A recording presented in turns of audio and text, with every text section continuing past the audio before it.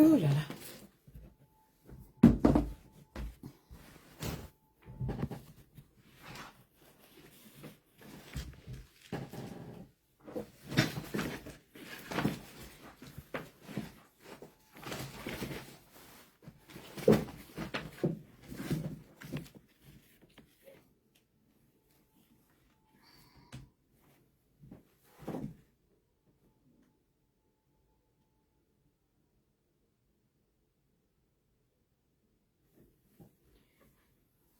Bonjour, ça va, vous m'entendez?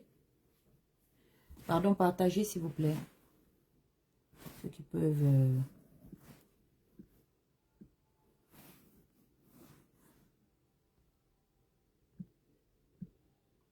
Ceux qui peuvent partager, partagez. Ceux qui ne peuvent pas, ben... Vous allez suivre en différé. Bonjour, je n'ai pas beaucoup de temps. Et je suis vraiment fatiguée d'écrire parce que ça me donne en même temps mal aux phalanges et ça me donne mal à la tête parce que j'ai tellement de choses à dire sur la situation de la dette. Je vois que beaucoup de gens essaient de vouloir, comme d'habitude, en fait, me distraire sur les questions de fond. Leur nouvel angle, leur nouvel angle d'attaque, c'est que il paraît que moi, on m'envoie écrire. Ah bon? D'accord, je vous le concède. Allons-y même dans ce sens. Mais donc, finalement, qui envoie les agences de notation internationales écrire sur la situation budgétaire et financière du Gabon? Qui les envoie? C'est Ondosa. Qui les envoie finalement? C'est-à-dire que le Gabon prend l'argent, va s'endetter chez des gens. Moi, je ne vous comprends pas en fait. Qu'est-ce qui ne va pas? Qu'est-ce qui ne va pas avec la situation d'Oligui en fait? Parce que si c'était Ali Bongo, Internet n'allait pas dormir. Hein? Internet n'allait pas dormir. Si je parle de la situation économique du Gabon, mais c'est parce que les économistes ont décidé d'aller faire de la politique. Depuis que Oligui est arrivé, est-ce que je ne fais pas un effort, même si les postes ne sont pas partagés, même si les gens ne s'intéressent pas à cette actualité, est-ce que, pour ceux qui me suivent de manière récurrente et permanente, vous ne vous rendez pas compte que je fais un effort d'informer le Gabon sur ce qui se passe à l'international? Parce que je vous l'ai toujours dit et j'insiste à le dire, je mets quiconque au défi de venir prouver le contraire.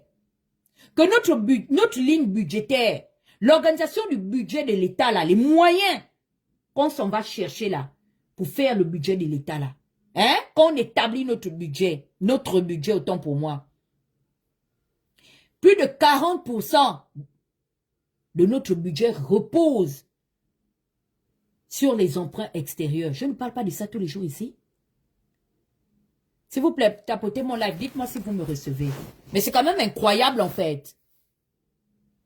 Moi, on m'envoie écrire, bon, qui envoie le Gabon ne pas rembourser ses dettes?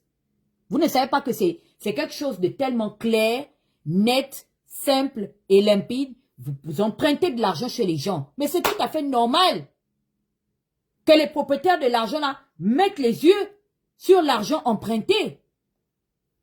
Nous sommes allés emprunter l'argent chez les gens. Ils se rendent compte que depuis on ne fournit aucun effort pour pouvoir rembourser les dettes que nous-mêmes, nous sommes allés contracter. Quand le CTRI est arrivé à la tête du Gabon, qu'est-ce qu'ils nous ont dit? Ils nous ont dit que Ali Bongo nous avait laissé une dette abyssale. Ils nous ont prouvé ça. Nous, quand on va contracter des emprunts dans des banques commerciales ordinaires, est-ce que la banque ne te fait pas un résumé sur la situation de tes dépenses et de tes finances? Mais vous nous prenez pour des cons ou quoi? Les cons de maman vont sortir avec moi. Hein. Ne me prenez pas pour un trou du cul, d'accord? Depuis que Oligui est arrivé, en dehors de nous dire qu'Ali Bongo aurait laissé une dette abyssale, il nous a prouvé ça. Sortez-moi l'intervention des ministres, des DC, qui a été accrédité à la gestion des comptes publics, qui est venu tenir un discours sur la question de la transparence. Parce que ne vous dites pas que sur les questions de gestion budgétaire, c'est une question exclusive. Vous savez pourquoi ils ne poussent pas le bouchon jusqu'à ce point? Parce qu'ils savent qu'on a la capacité d'aller regarder à l'extérieur du Gabon. Et ce sont ces agences de notation-là qui nous donnent effectivement la boussole de ce qui se passe dans le marché des emprunts et dans le système de gestion des comptes publics. Moi, je vais venir vous dire tout de suite là que Moulenda me doit de l'argent. Est-ce que vous n'allez pas me poser la question que, mais Tata Huguette, comment tu peux prendre la responsabilité? Ok, on a compris. Tu dis que Jonas te doit de l'argent, mais prouve-nous que Jonas te doit de l'argent. C'est tout. Donc, quand on dit ça aussi, on m'envoie aussi. Je pose la question de savoir, 3 ans plus tard, après l'arrivée d'Oligui et sa bande, ils nous ont sorti un jour les preuves de leurs affirmations. Ils nous ont affirmé ici que la dette avait été laissée par Ali Bongo. D'accord, on accepte ça et nos cœurs restent ouverts. Parce que c'était leur cheval de bataille pour se cacher par rapport à la situation des emprunts qui ont emmené de manière abusive la dette à bondir d'un point A à un point B. Ce que nous sommes en train de vous expliquer en petit français, c'est que l'État doit déjà plus de 20% sur les arriérés de sa masse salariale. Ça veut dire que l'État peine déjà à régler déjà ces, comment on appelle ça, ces fonctionnaires, rien que seulement sur le plan de la gestion nationale. Ça veut dire que puisqu'on a des dettes, des arriérés des salaires impayés, des arriérés des primes, des arriérés des retraites, et j'en passe, ça veut dire que tout ce déficit-là ne fait que rentrer justement dans la dette publique. Et c'est ce qui cause le désengrangement de cette dette. D'accord? Puisque moi, je prends de l'argent, et du moins, moi j'embauche Christian Bernard Récoula. Je promets à Christian Bernard Récoula de lui payer un salaire de 100 000 francs. Mais chaque fin du mois, je ne paye à Bernard Christian Récoula que 40 000 francs. Ça veut dire que j'ai 60 000 francs de dettes impayées. Malgré que chaque fin du mois, je lui verse un salaire. Mais je ne lui donne pas le ce pourquoi lui et moi nous nous sommes entendus. Et c'est cette dette-là qui est en train de s'accroître. Vous nous dites que Ali Bongo a laissé la dette. Prouvez-nous que Ali Bongo a laissé la dette. Vous savez pourquoi ils n'ont jamais fait une estimation en dessus de celle qu'ils ont estimée? Parce qu'ils savaient que la Banque mondiale, le FMI, la BAD, tous nos partenaires étrangers allaient pouvoir ou aller en fait interpeller l'opinion. Parce que quand eux ils disent que Ali Bongo a laissé les dettes là, mais c'est traçable. Il y a une traçabilité. Pour que le franc CFA là, puisse sortir. Mais on justifie ça. On ne justifie ça, on ne justifie pas seulement ça dans les comptes publics, on justifie ça aussi chez nos partenaires stratégiques. Je n'ai pas envie de gâter mon live que j'ai à faire. Mais je vais repartir pour ceux qui ont la VAR. Qui se souvient de mon live que j'ai fait au mois de janvier ou février? Non, je pense que c'est février ou mars 2025. Est-ce que je ne vous avais pas dit que mes Maïs Mouissi, Charles Mba et Jean-Gaspard Tuntoumaï se sont fait laver correctement et bien au sommet que la COBAC, c'est-à-dire que la COBAC a organisé un sommet par l'entremise, parce que c'est le conseil d'administration de la Banque des États de l'Afrique centrale. La COBAC avait interpellé, ils ont convoqué tous les pays membres de la sous-région communautaire à Yaoundé en décembre 2024. Je ne suis pas venu vous dire ça. Mais c'est incroyable. On a lavé complètement Maïs Moussi. Et c'est à ce sommet-là, justement, que la COBAC va obliger Maïs Moussi à faire intervenir, donc interpeller le Fonds monétaire international et la Banque mondiale. Je vous ai dit que Maïs Moussi a écrit une lettre. Au lieu d'écrire sur Internet, faire une saisie informatique, il a écrit à la main. Donc la COBAC a obligé l'ancien ministre de l'économie à interpeller le Fonds monétaire international parce que le Fonds monétaire international devient un garant auprès des marchés financiers afin de les appeler. Pourquoi? Parce que le Fonds monétaire international ne peut pas imposer, même si l'argent leur appartient. Je vous ai expliqué que le Fonds monétaire international, c'est le père. La Banque mondiale, c'est la maman. Donc, ils ont obligé l'État gabonais à faire appel au Fonds monétaire international. Mais puisque le Fonds monétaire international doit respecter le principe de souveraineté, ça veut dire qu'il ne peut pas obliger directement. Il ne peut venir qu'en suggestion. Donc, ça veut dire que nos traités sont disposés de sorte à faire que c'est l'État qui appelle en disant à son banquier que je ne peux plus gérer. Propose-moi un programme qui va me permettre à moi de pouvoir rattraper la gestion de mes fonds, les fonds que j'ai empruntés chez toi, pour que toi et moi on continue de s'entendre, pour que je puisse rester crédible. Viens m'aider. C'est ça qu'on appelle, Adjatis vous l'a dit, que mais vous partez à l'élection, dès que Oligui va prendre le pouvoir, les banquiers internationaux seront à Libreville. Parce que la lettre qu'on a demandé, ce qui était écrit dans cette lettre, c'est que nous avons nous-mêmes fait appel à un plan de réajustement structurel proposé par le Fonds monétaire international. Et dans le Fonds monétaire international, il y a d'autres pays qui sont membres de cette organisation-là. Donc, eux aussi, ils regardent ce qui se passe à l'intérieur. Le Fonds monétaire international a proposé à l'État gabonais de réduire son train de vie. Maïs Mouissi, quand il avait reçu les experts de la Banque mondiale, 6 mois après que le CTRI ait pris le pouvoir, qu'est-ce que le représentant de la Banque mondiale avait suggéré à l'État gabonais? De fonctionner face à sa population sur des questions de transparence, non? Ou bien vous voulez qu'on sorte, on va aller chercher la VAR là. On va aller prendre la VAR. Le discours est clair, net et limpide. Montrer à la population ce qui en est sur la question des partenariats pétroliers, donc les contrats pétroliers, les contrats de manganèse. Il fallait une certaine transparence. La Banque mondiale instruisait et invitait les gestionnaires des comptes publics à fonctionner sur la base de transparence également avec la population qu'elle gouverne et dirige. Quand les représentants, les experts de la Banque mondiale sont repartis à Washington, Maïs est venu un jour vous expliquer clairement ce qu'il en était. Tantôt, Ali Bongo a laissé une dette abyssale. Est-ce que Télésphore Ngomo n'est pas venu nous dire que le Gabon avait remboursé sa dette auprès des créanciers? Oligui lui-même l'a dit, non? Vous voulez qu'on sorte là-bas? Il est parti s'asseoir.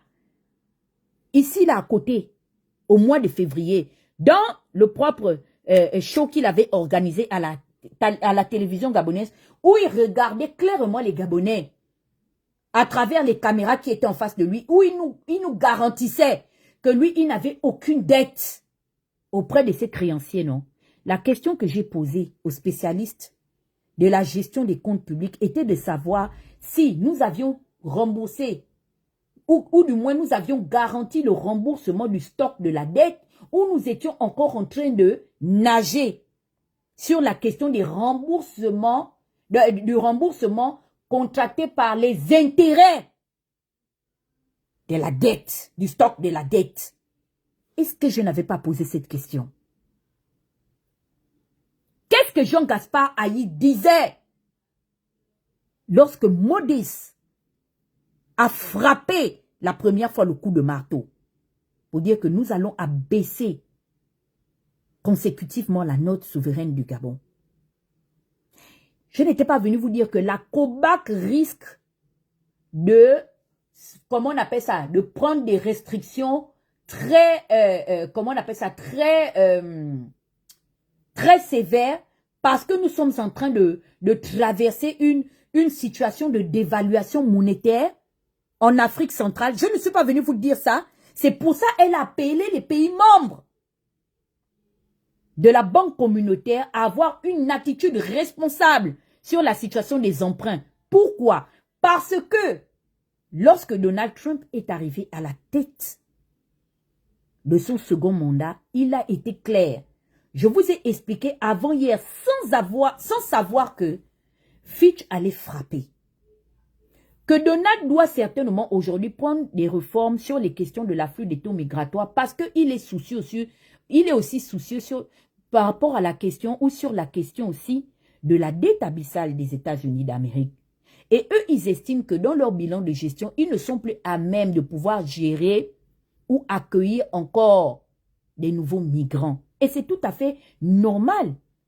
Sur la question, des questions relatives à la sécurité nationale d'un pays, moi, en tant que patriote et républicaine, je ne peux pas critiquer l'Amérique.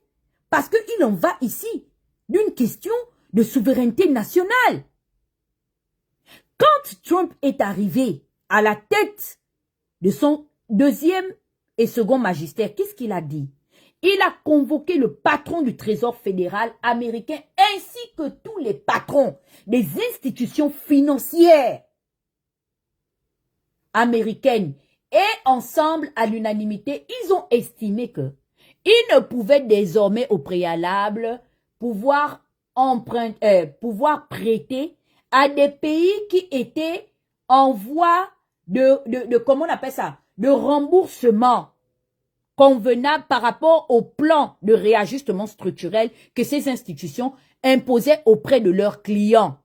Ça veut dire que Trump dit en français facile, si vous êtes allé contracter un emprunt de 100 000 francs, eux, ils donnent une exigence désormais que pour que vous soyez crédible de continuer de venir vous endetter, même si vous devez 100 000 francs, il va falloir que vous puissiez rembourser au moins ne fût-ce que 35 à 38 000 francs. Ça veut dire que nous sommes dans l'obligation pour pouvoir bénéficier de nouveau des emprunts. Nous sommes dans l'obligation de rembourser à la hauteur du stock de notre dette auprès de nos créanciers. Je vous ai posé la question de savoir que quand Oligui insinue ou il affirme que lui, il est capable d'établir une politique de réciprocité sur la question de la diplomatie migratoire. Il compte sur quoi? Il doit de l'argent, il dépend des États-Unis. Ce sont les États-Unis qui l'ont envoyé, ils l'ont obligé à aller enlever son treillis. Oligui doit vous dire la vérité.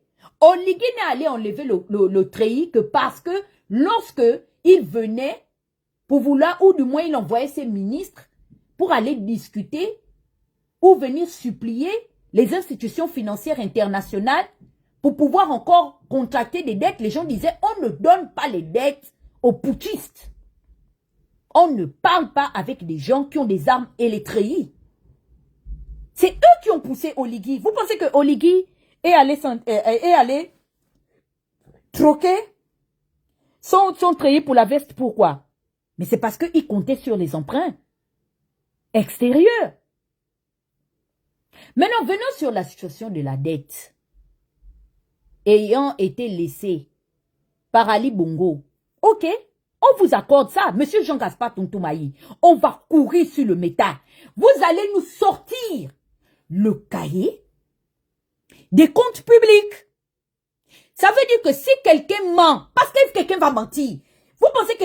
Mais on va appeler des cabinets d'audit neutres. On va les appeler. Parce que quelqu'un ment. Bonsoir, ça va? Quelqu'un est en train de mentir.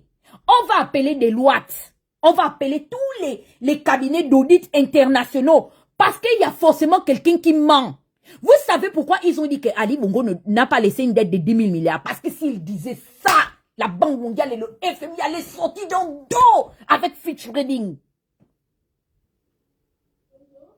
Vous dites que Ali Bongo a laissé les dettes, non? Mais faisons le ratio. La dette externe se chiffrait à la hauteur de combien? J'ai sorti un texte.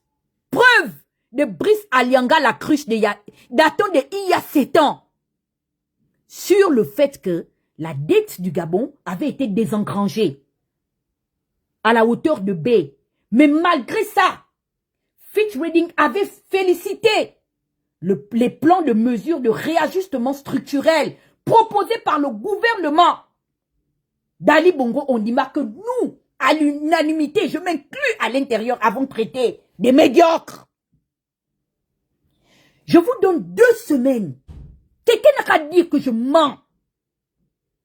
Nous allons sortir. Je vais sortir dans l'eau. Charles Mba doit sortir de son sarcophage. Parce que quelqu'un ment.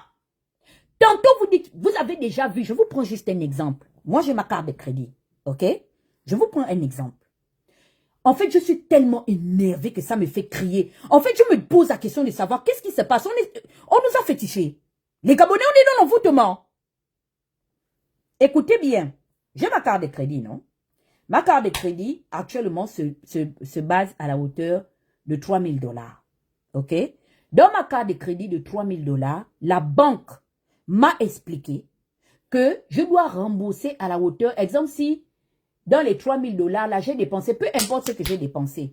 Mais la banque estime que je ne dois pas dépasser, exemple, le seuil de moins de 750 $ sur les 3 000 $. Hein.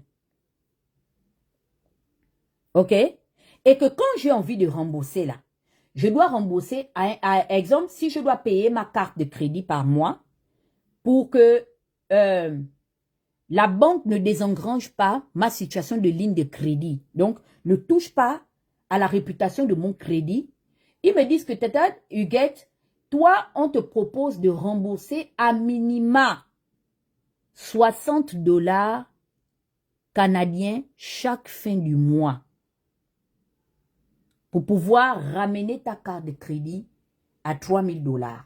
Mais si je prends la responsabilité, c'est pour ça Fitch Reading est derrière nous, de désengranger le seuil que la banque lui-même m'a expliqué le jour que mon gestionnaire m'a remis ma carte de crédit pour dire, Madame Manga, nous vous faisons don de cette carte de crédit, mais attention, oui, les 3 000 $ sont dedans, mais à partir de la limite de 750 $ canadiens. Si vous descendez à partir de là, ça va affecter la réputation de votre crédit. Vous avez le droit de pouvoir bénéficier de cette carte, mais attention, maintenant l'État gabonais nous dit que eux ils ont payé la dette. C'est le discours que Jean Gaspard tenait. C'est le discours que Maïs Mouissi tenait, qu'ils ont payé la dette. Mais moi, je disais, ils n'ont jamais payé le stock de la dette. Donc, la dette n'a jamais été touchée. Ça veut dire que dans les 3 000 $ que la banque m'a prêté, je ne suis encore qu'au niveau de rembourser les intérêts qui tournent autour de l'emprunt de ma dette. C'est ce que nous nous sommes évertués à vous expliquer qu'ils n'ont jamais payé la dette. Jamais. Pas une seule et unique fois. Jamais. Ils ne sont allés que payer les intérêts que suscitait le crédit de la dette d'Ali Bongo. Et qu'est-ce que cela faisait? En fait, ça leur permettait de redevenir crédibles dans la ligne des marchés financiers. Je ne vais pas gâter ma prochaine sortie parce que je dois vous prendre à l'usure. Je veux vous voir transpirer. Vous allez courir. Je vais sortir comme la foudre en fait sur chacun de vous parce que vous avez menti. Et je vous casse un papo. Est-ce que vous savez que le Tchad est en train de menacer le gouvernement d'Oligui? Vous savez ça? Maintenant, je vous casse le papo. N'est-ce pas Jean-Gaspard Tontomaï? Non, mais le monde est méchant, quoi. C'est pour ça que vous avez vu Jean Gaspard a fui la dette. Il a vu l'histoire là arriver. Il a barré. Le Tchad est en train de menacer le gouvernement d'Oligui. Pourquoi? À cause du comportement qu'affichent les autorités gabonaises, nous sommes en train de, comment on appelle ça, de discréditer les autres pays autour de nous. Ils ne sont plus crédibles dans la ligne des marchés. C'est pour ça que vous avez vu que l'hypocrite de Jean Gaspard a déposé la clé sous le paillasson. Il est allé se cacher sous la bannière de l'Assemblée législative. Allez lui dire que c'est moi la fille de Josiane qui ai dit, espèce d'hypocrite qu'il est. Ce monsieur m'a ridiculisé dans certaines de ses interventions pour dire que je ne suis pas là à l'école, je n'ai pas ce niveau. Il n'y a pas de problème. Je te concède ça. Maintenant, je te promets que je ne vais même pas discuter avec toi, Jean-Gaspard Tuntoumaï. Je vais sortir un docteur en économie. C'est-à-dire que c'est un économiste qui viendra parler avec toi. La personne que j'invite à un débat, discuter avec moi, c'est Landry Amian. Qui se souvient du post que Landry Amian a fait il y a 2 jours? Attends, je vais te bloquer tout de suite. Allez, plus jamais tu vas voir mon post. Alors, Landry Amian a fait une sortie de fuite en avant. Parce que je pense que, quand les sanctions tombent, la plupart du temps, c'est un peu comme la banque. Comme lorsque tu as des dettes. On te prévient. On te prévient sur les temps de remboursement. On te prévient aussi sur les sanctions. C'est pour ça que vous avez vu que Oligui a essayé de rattraper le scandale là. Il a envoyé les Landry jeter des ballons d'essai dans l'opinion, face à l'opinion. Oh non, mais vous savez, Oligui a remboursé 24 milliards sur une somme de 700 milliards. Faites vous-même les décomptes sur le ratio. Il a remboursé la dette à combien de pourcentage? Hein?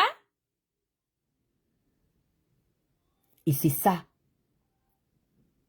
C'est dans ça nous sommes en fait. Il a fui, Jean-Gaspard, la direction générale de la dette et de la dépense. Oh, mais tu discutes sur les questions d'économie. Je discute parce qu'il s'agit de l'argent de l'État gabonais. C'est pas l'argent de la maman de Brice Clotaire Oligui Nguema ou de son papa, hein. Ce n'est même pas l'argent de Brice Clotaire Oligui Nguema. C'est l'argent de tous les Gabonais. Henri-Claude Oyimaki qui confond la gestion des comptes commerciaux à la gestion des comptes publics. Il est où?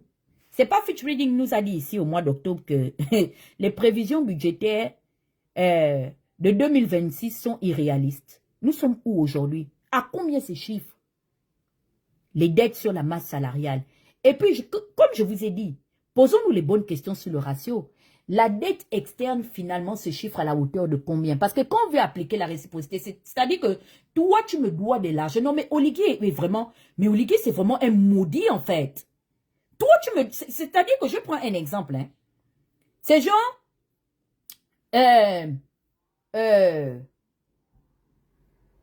Mwanga me doit de l'argent. Moi, je suis le propriétaire de l'argent. Donc, Trump est le propriétaire de l'argent.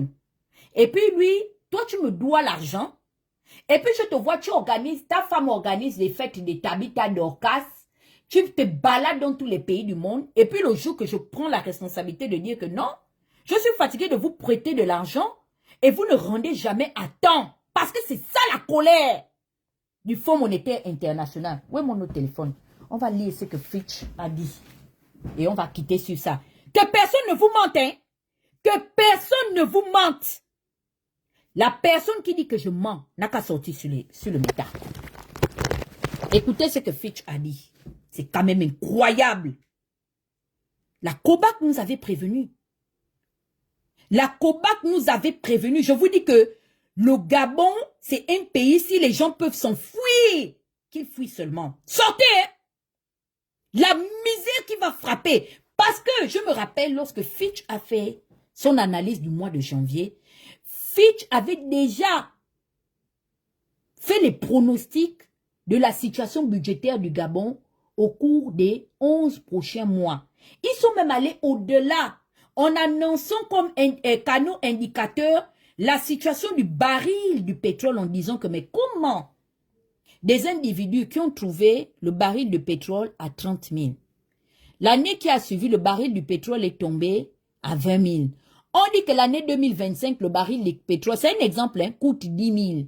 Mais Oyima s'assoit pour vous dire, puisque les prévisions sont claires, le baril de pétrole sera chiffré à la hauteur de 5 000 francs, comparativement à 2023 où le baril était à 30 000 francs. On dit que le baril de pétrole en 2026 sera dévalué 2 fois plus que les 2 années précédentes. Donc, ça veut dire que si le pétrole coûtait 30 000 en 2023, en 2026, il va coûter 5 000 francs. D'où, justement, l'inquiétude, la situation d'inquiétude des agences de notation à se poser la question de comment est-ce que le Gabon pourra réunir les fonds pour pouvoir rembourser ses créanciers. Pourquoi? Parce que dans la situation de l'organisation du budget de l'État, le budget et les recettes du budget de l'État sont influencés à plus de 45 à 50% des régies des recettes de la manne pétrolière. Puisque le pétrole qui est notre fer de lance ne sera pas propice pour les années, les futures années. Donc, eux là qui sont les arbitres entre nous les emprunteurs, nous les emprunteurs et eux les prêteurs, ils disent que faut faire attention. Là-bas au Gabon, moi je mets en doute que vous qui aviez prêté de l'argent à la hauteur de 100 000 francs, puisque eux, ils ne pourront même plus réunir les 100 000 francs là, je doute que dans les 50 000 francs de profit qu'ils auront, qu'ils puissent même payer vos crédits. C'est ça en fait. La prédilection de Fitch Trading et de Moody's.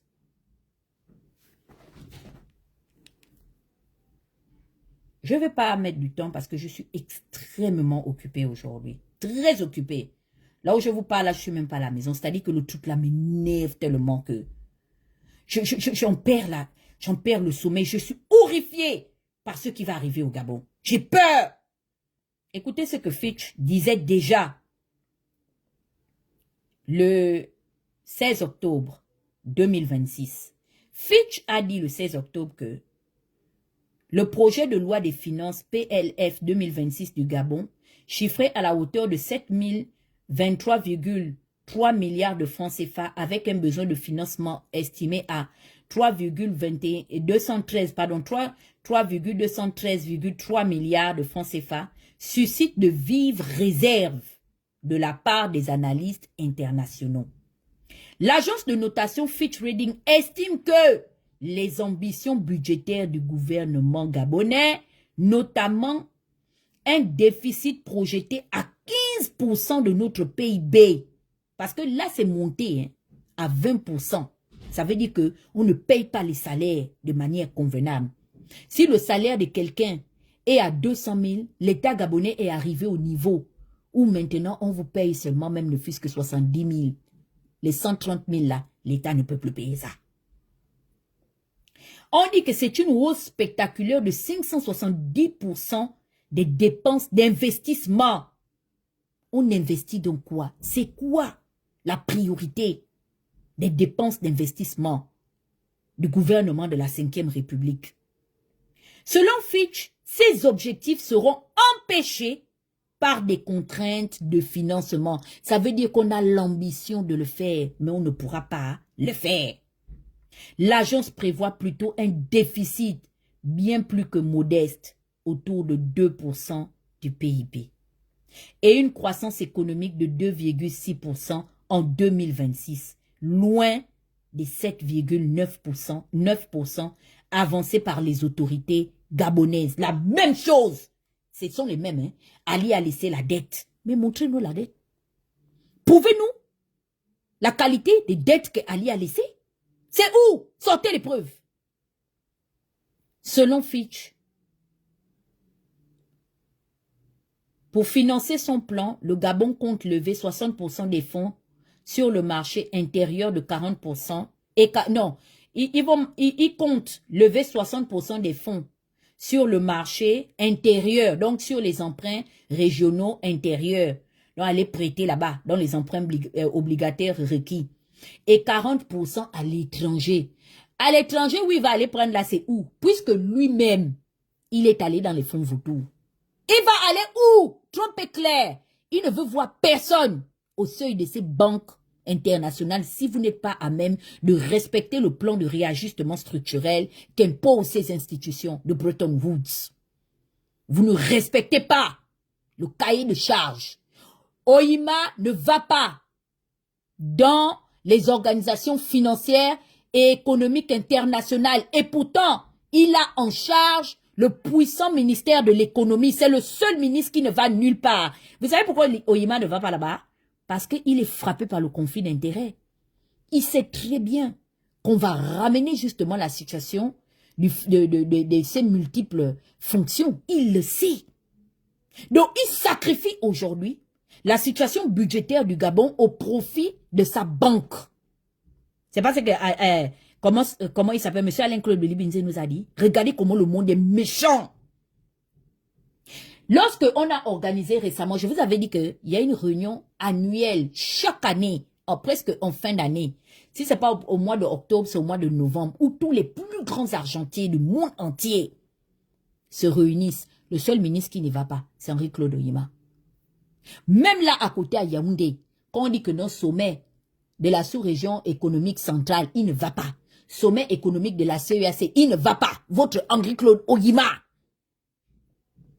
Mais il nous dit que on pourra lever des fonds à la hauteur de 60% auprès des marchés intérieurs et 40% à l'étranger.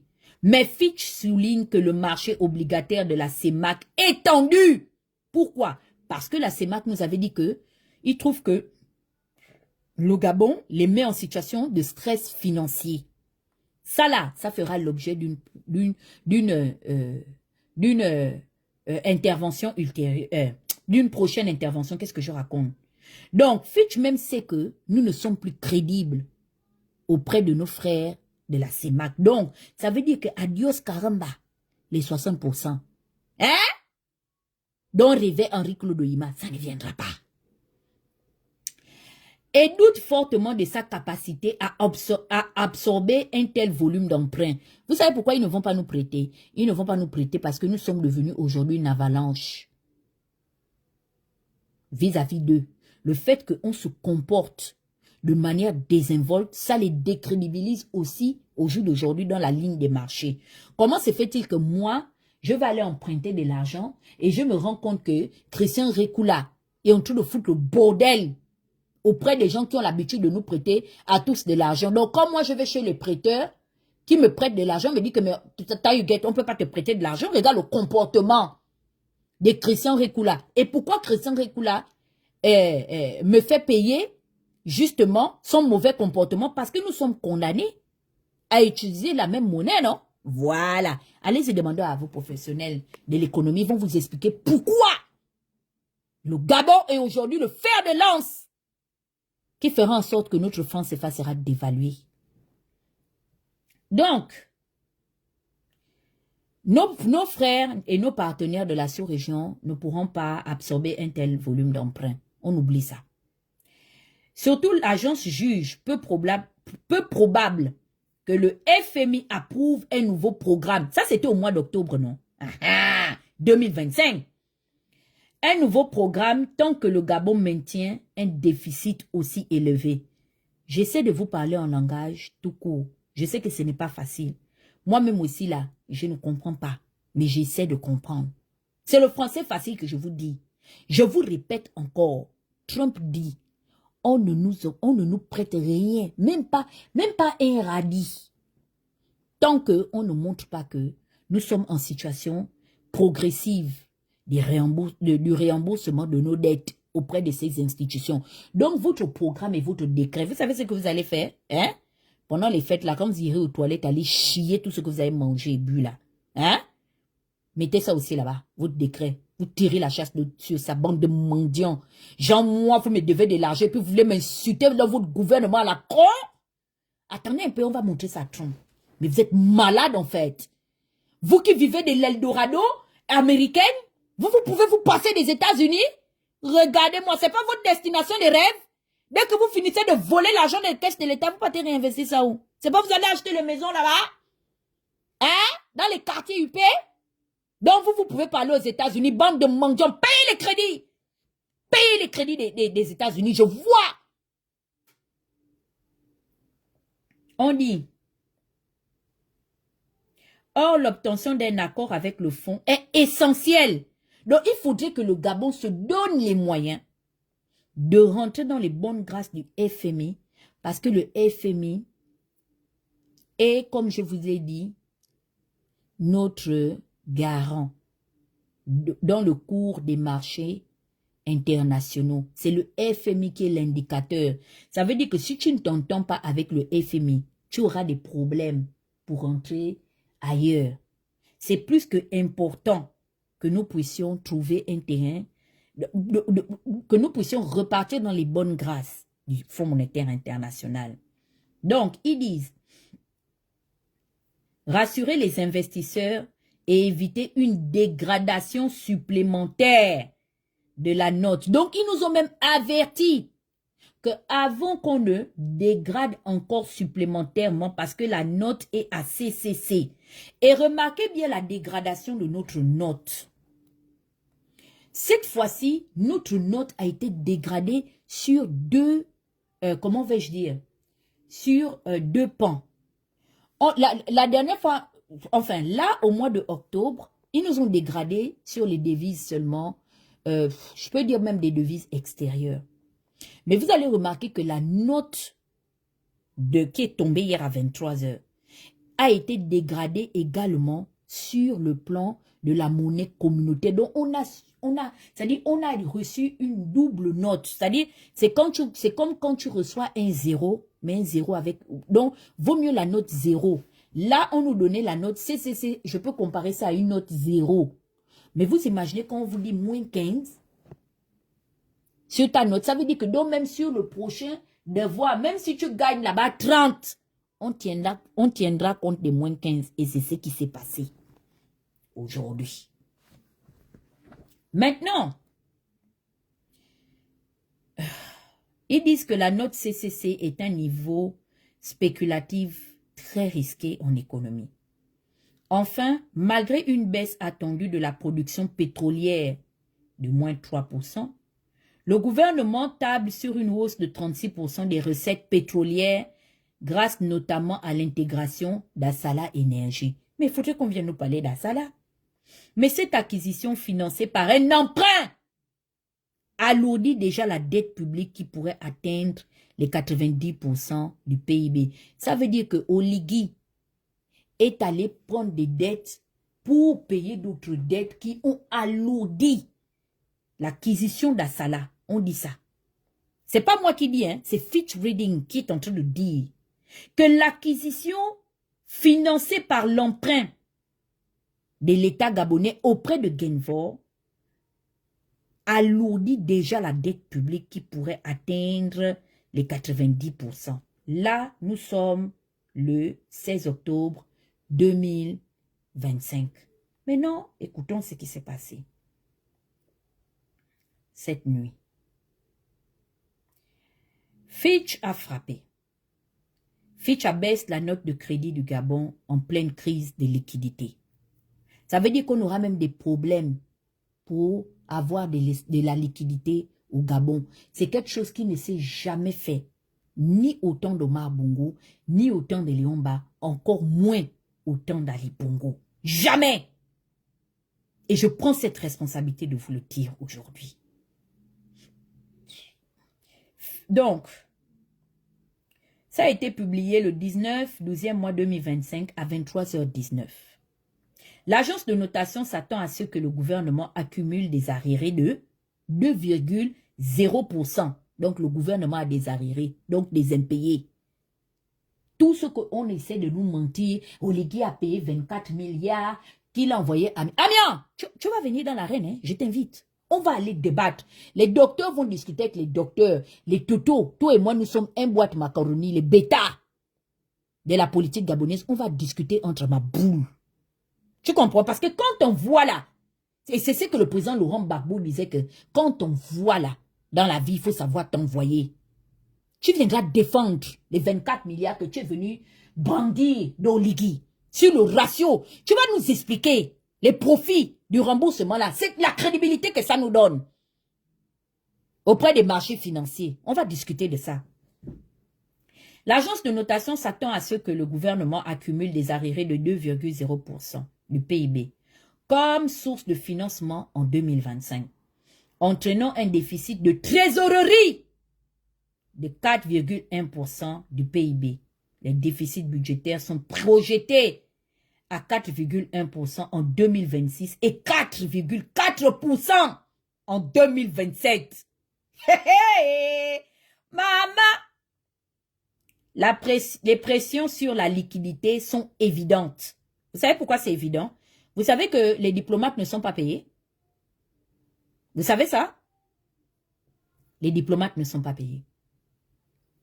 Il y a des diplomates qui m'ont appelé en France. Ils ne sont pas payés. 2-3 mois d'arriérés de salaire. Dans beaucoup de chancelleries, beaucoup de représentations diplomatiques, là, ils ne sont pas payés. C'est pour ça que vous avez vu que son ancien patron de l'ambassade du Sénégal a fui. Il allait se cacher à l'Assemblée nationale parce qu'il ne veut pas faire face à cette situation. On dit, les pressions sur la liquidité sont évidentes. Dans la récente accumulation d'arriérés externes, je réserve ça pour ma prochaine sortie, ma prochaine intervention sur mon analyse politique. Je vais rentrer dans les détails, vous expliquer de quoi il s'agit. Entre décembre 2024 et septembre 2025, les arriérés envers les créanciers officiels ont augmenté de 0,7% du PIB. C'est pas, il disait qu'il paye nos dettes. Jean-Gaspard Tuntumaï, tu avais dit que Oligui a payé la dette, non? Tu as été témoin. Tu as émargé. Quand il a payé, puisque ce n'est pas l'État qui paye, c'est Oligui qui paye. Tu es témoin oculaire des remboursements qu'il a eu à émettre. Voilà. Sauf qu'on dit que vos dettes envers nos créanciers officiels se chiffrent désormais à la hauteur de 0,7% de notre PIB. Ces arriérés externes compromettent l'accès à de nouveaux financements du secteur officiel. Vous savez ce que ça veut dire, les arriérés externes? Ça veut dire que la dette du Gabon à l'international, la dette externe, est beaucoup plus importante que la dette interne. En entendant, lorsque Ali Bongo vient à la tête du Gabon, vous savez que Omar Bongo, du moins son gouvernement, le gouvernement Omar Bongo avait déjà soldé la dette extérieure du Gabon. Et la plus grosse dette qui alourdissait justement la situation budgétaire du Gabon se chiffrait au niveau de la dette interne. Ça veut dire que l'État gabonais avait pris la responsabilité d'abord de rembourser à nos partenaires extérieurs. Pourquoi? La priorité était de garantir nos emprunts, la crédibilité de nos emprunts extérieurs, parce que on prenait ça comme voie de secours. On se disait, vaut mieux qu'on règle nos problèmes entre nous-mêmes, les nationaux, mais qu'au cas où, au pire des cas, on se retrouve devant une situation de crise, parce que effectivement, dans la loi du cours du marché, le pétrole n'est pas, comment on appelle ça, une substance, comment on appelle ça, une substance, comment je peux dire ça? C'est-à-dire que une substance stable dans le cours du marché, comme exemple l'or. Donc, c'était souhaitable pour nous qu'on garde notre crédibilité auprès de nos partenaires, nos créanciers internationaux. Donc, on dit que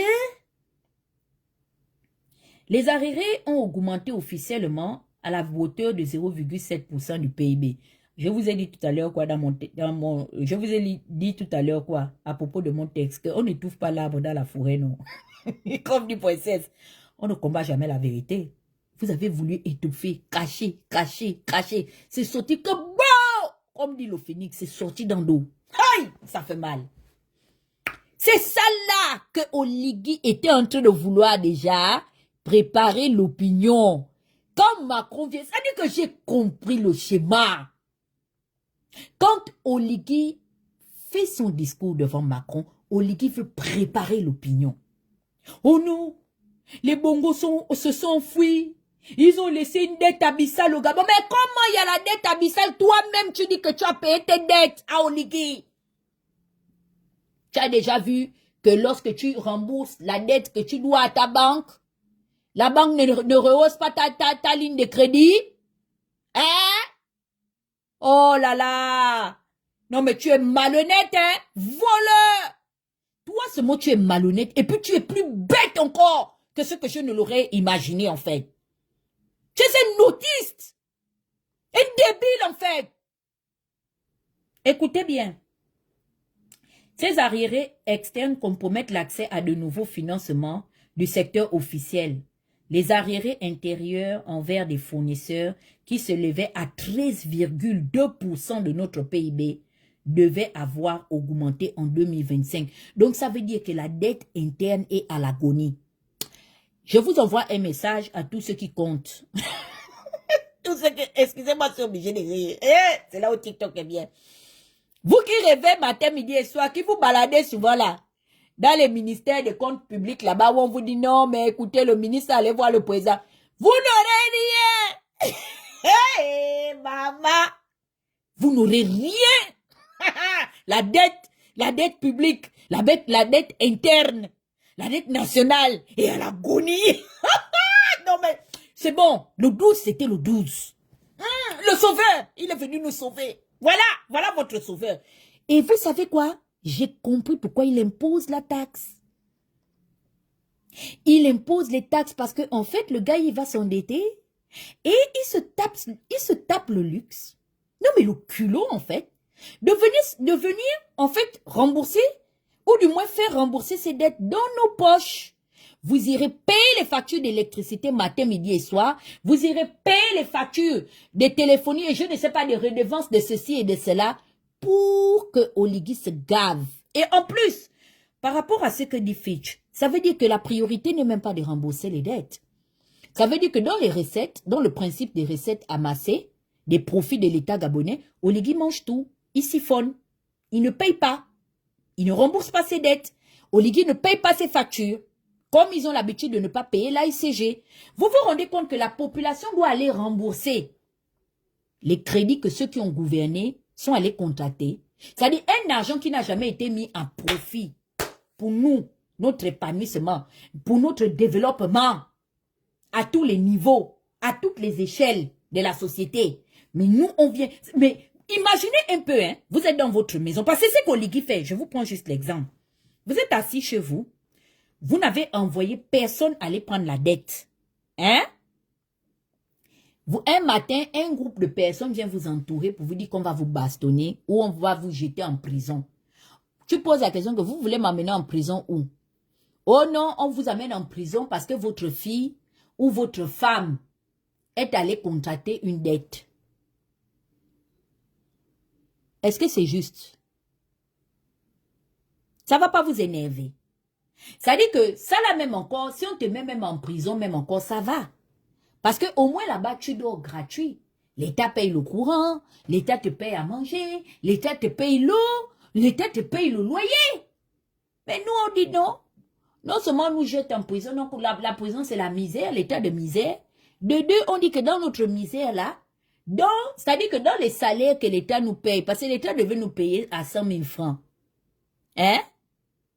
L'État nous dit qu'on ne peut nous payer qu'à 30 000. Mais dans les 30 000 là, l'État dit qu'on enlève encore 10 000 dedans pour aller payer la dette. Donc toi, tu me dois, tu ne me payes pas mon argent. Mais dans les 30 000 francs avec lesquels je suis censé me débrouiller là, payer ce que je dois manger, payer ce que je dois boire, payer là où je dois dormir, payer là où je dois me soigner, payer là où je dois envoyer mes enfants à l'école. L'État dit encore que non, dans les 30 000 là, on va encore te prendre encore 15 000 francs dedans. C'est ce qu'ils sont en train de faire, hein. Pour en fait vivre une vie je sais pas, une vie de louga. C'est ça, hein. C'est exactement ça. J'ai compris. J'ai dit que, de la manière dont Amiens est venu parler de la situation du remboursement de la dette, il y a un caca nerveux.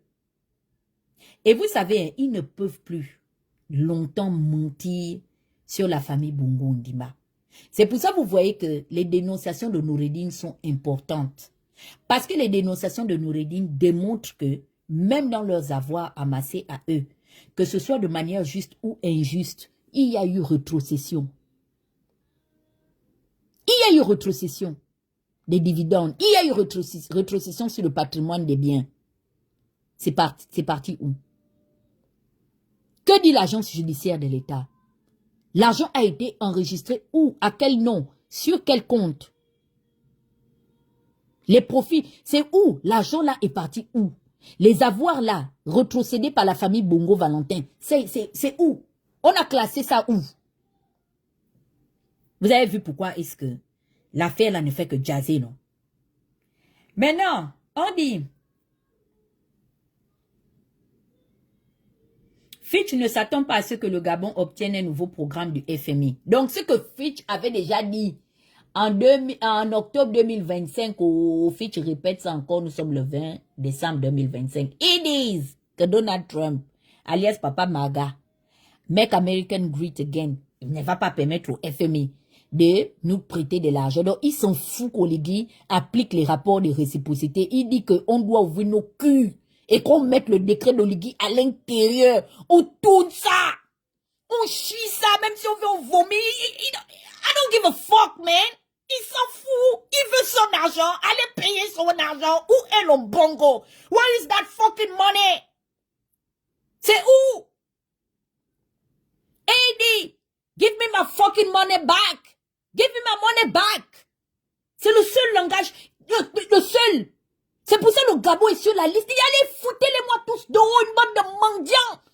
Les dirigeants mendient, la population vient mendier les papiers, viennent mendier la situation. Allez, les dehors. Voici, 1 an, 30, on ne le compte. Voici. Vous-même, là, si on vous fait ça, vous allez aimer ça? Hein? Vous devez l'argent aux gens et vous les insultez? Bande de mendiants et de voleurs. Au moins, même si vous aviez même pris l'argent, au moins, pour mettre à profit, pour développer le chez vous. Vous ne développez pas. Vous partez même encore à arranger chez eux. C'est chez eux encore que vous partez réinvestir l'argent volé, que vous êtes allé prêter, vous détournez pour aller... Mais on peut être bête comme ça. Donc moi, Tata Huguette, Jonas Moulina me prête de l'argent. Qu'est-ce que je fais? Je prends encore l'argent qu'il m'a prêté là et puis je pars au marquis, je lui paye à manger, je lui paye à boire, jusqu'à je l'aide à payer son loyer. C'est ça, hein, le comportement du Gabon et des pays africains avec le FMI. L'argent sort des banques américaines. Quand l'argent vient chez nous, la première idée qu'on a, ah non, je dois l'acheter une maison aussi à côté de la maison de Beyoncé. C'est le même comportement en fait qu'on a. J'essaie un peu, vous voyez non, de vous faire comprendre ce qui se passe quoi, en langage du peuple. Donc, ils disent qu'ils ne s'attendent pas à ce que le FMI, le Gabon obtienne un nouveau programme du FMI. Qu'on oublie, forget it. Citant l'accumulation continue d'arriérés externes. Donc, ça veut dire que le Gabon continue de devoir. Je ne sais pas où. Ils ont payé ça dans une banque fantôme, les dettes là, ou Maïs allait payer dans un guichet invisible, ou bien je ne sais pas au pays, ou dans une galaxie. Mais en tout cas, si c'est chez les créanciers externes là, on dit que notre dette ne fait que s'accumuler, les arriérés de nos dettes ne font que s'accumuler là-bas. Une politique budgétaire expansionniste, ça c'est OIMA, ça c'est pour lui ça. Ça c'est son paragraphe. Et l'exigence probable de changement politique drastique. Il faut qu'Oligui arrête de nommer le bordel au palais. Est-ce que vous savez qu'Oligui ne paye pas le personnel du palais? J'ai parlé avec un petit qui est proche de la communication d'Oligui. Ils ont les 2, 3, voire 4, 5 mois même d'arrivée de salaire. Les gens qui nous insultent sur Internet là. C'est pour ça que vous voyez que, comment on appelle ça, la rage, il n'aboie plus. Ils sont dans les problèmes, les Ngunda. À l'heure là, c'est fort, il n'y a plus. Ils font les 4-5 mois. Mais pourtant, on vous a dit qu'ils comptent encore augmenter la masse salariale hein, du palais. Mais ils ne les paient pas. Donc, Oligui, pour lui, on se lève le matin, c'est nous-mêmes, hein, on paye le taxi pour aller travailler. Et puis, ce qu'on produit là, il prend, il mange et il ne nous reverse pas notre dû. En tout cas, pour les 7 prochaines années à venir, ça promet. Donc, on dit que l'exigence, ils disent que, pour reprendre la phrase, pour qu'on puisse comprendre et avancer, qu'ils ne s'attendent pas à ce que le Gabon obtienne un nouveau programme du FMI, oui, ça on sait, citant l'accumulation continue d'arriérés externes, une politique budgétaire expansionniste, et l'exigence probable de changements politiques drastiques et impopulaires dans un environnement politique volatile. Mon Dieu, on peut faire ça? C'est toi, Oligui, le grand. Amsef, on parle d'état politique, on dit que c'est volatile. On dit que la dette publique devrait augmenter considérablement pour atteindre les 80,4% du PIB en 2025 contre 72,9% en 2024 avec de nouvelles hausses de 85,5% en 2026 et 86,7% en 2027. Ce niveau est bien supérieur à la médiane de 66% pour les pays de notation similaire. Hey! Solo Bandeko! Les réserves de change mutualisées de la région CEMAC sont tombées de 6,667 milliards de francs CFA, voire 11,5 milliards de dollars en août 2025, contre 7,294 milliards de francs CFA, voire 12,6 milliards en 2024, réduisant la couverture des importations à 4,3 mois contre 4,8 mois. La croissance du PIB du Gabon devrait s'accélérer à 3,5% en 2025, en partie grâce à une politique budgétaire expansionniste, avant de ralentir à 2,7% sur la période de 2026 à 2027, alors que les dépenses gouvernementales diminueront sous la pression des contraintes de financement. Quelle action sera la prochaine à s'envoler? Voilà ce que dit Fitch Ratings. Maintenant, j'ai terminé. Je vais vous laisser. On va nous tous méditer sur ce qui se passe. Je mens, non? Je n'ai pas le niveau de parler des questions économiques. On m'envoie, non? Pour parler de l'économie gabonaise. Ce que j'explique là, c'est faux. Je suis seulement en train de mentir. La personne qui écrit derrière Fitch Ratings là, depuis autant de temps là, c'est quelqu'un que les gens qui n'aiment pas Oligui, ceux qui sont jaloux de vous. Et puis vous voyez, non? Ça dit que dès que on leur donne des mauvais points. Non, mais vous savez, il ne faut pas suivre ces agences-là. Dès qu'on leur donne l'argent, non, mais vous savez, nous sommes un pays crédible. Allez-y voir chez nos créanciers ce qu'ils disent de nous. Je ne vous comprends pas. La question demeure. Vous avez payé le stock de la dette et vous avez payé les intérêts que suscitait la situation d'emprunt de cette dette. C'est ça qui est le vrai point. Première question. La deuxième question, est-ce que vous pouvez nous sortir aujourd'hui l'historique du cahier de la comptabilité publique pour que nous puissions nous-mêmes vérifier à quel niveau de situation de la dette Ali Bongo a laissé. Donc, on veut dire que depuis que Ali Bongo est parti, le pétrole ne se vend pas, les bois ne se vendent pas, Assala n'a pas été acheté, Assala qu'on nous a vendu comme un achat de profit. Non, tout ça, c'est toujours Ali, Sylvia et Noureddin. C'est eux. Je suis sûr. Voilà, je viens de savoir qui fait ça. Ali Bongo sort de Fitch Ratings. Sylvia, arrête d'écrire dans les agences de notation. Parce que les gens ne savent pas que ces agences sont importantes pour la crédibilité de notre pays.